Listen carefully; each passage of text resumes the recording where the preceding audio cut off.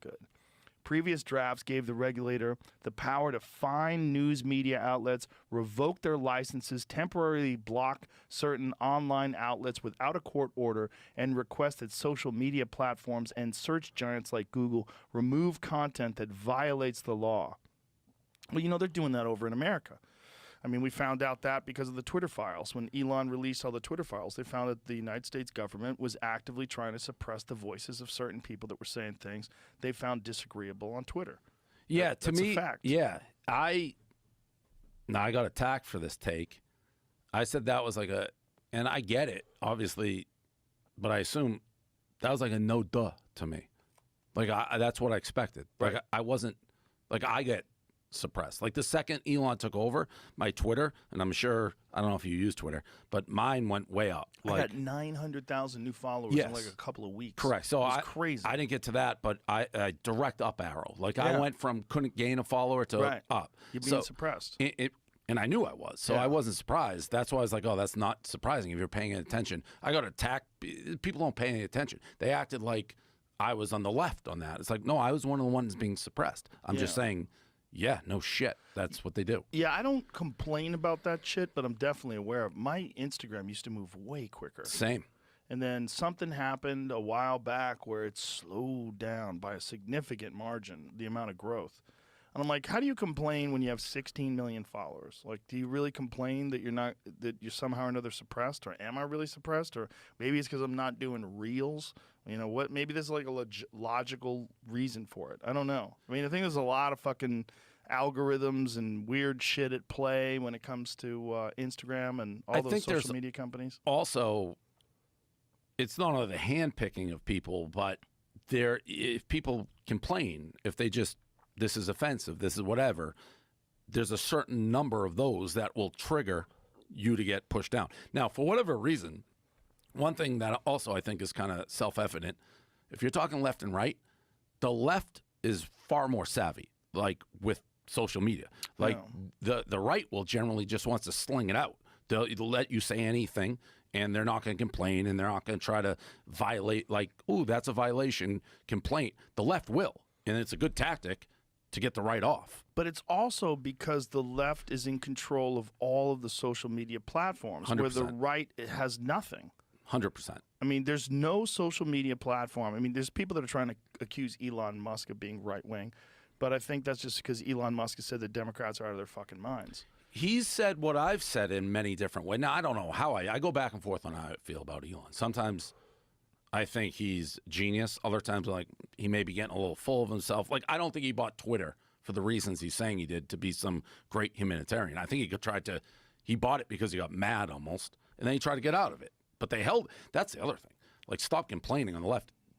He tried to withdraw from buying Twitter, and the CEO or whatever stuck him to the price because it made money, and they got a great price. So they got a ridiculous price. Ridiculous. He gave them way more than it's worth, and he had a mindset of going into it. There was two things going on. One, he believed that it's very bad for democracy in general when you have suppression of free speech. And I agree with that. He really means that. And he sees it happening to him, right? And so he sees it happening to people that he knows and people whose voices he's respected.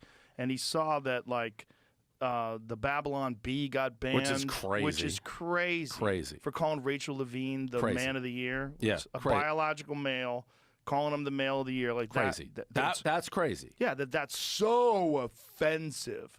The Babylon Bee getting kicked off, crazy. Yes. Yeah, so he was like, well, that's enough. And then the reason why he tried to pull out of it, he's like, they're not giving me data on the actual amount of fake accounts. Correct. There was a former FBI guy. Pull up that story, Jamie. This former FBI guy estimated the actual amount of fake accounts on Twitter, and he was like, it could be as high as 80%.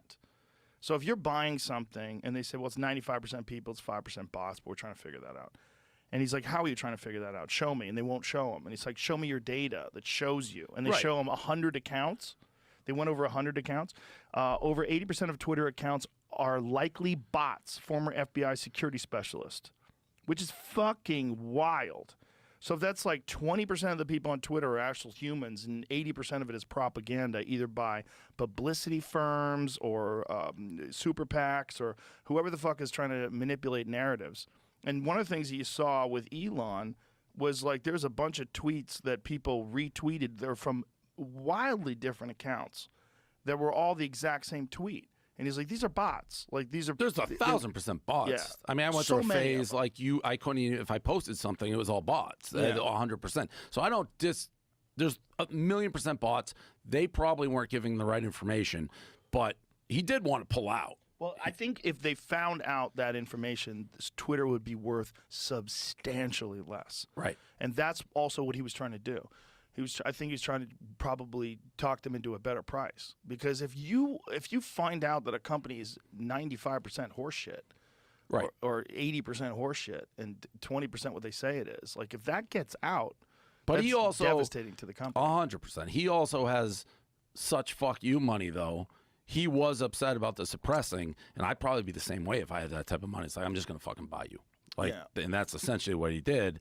And I do think, like you said, the bots and going back and forth. He wanted to get out. That's the one thing though.